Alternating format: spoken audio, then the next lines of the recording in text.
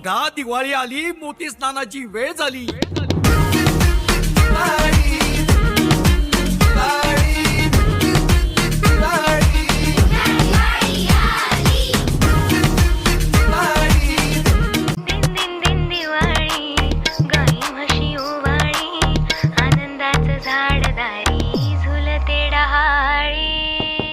उघा उघा दिवाळी आली, मोती स्नानाची वेळ झाली.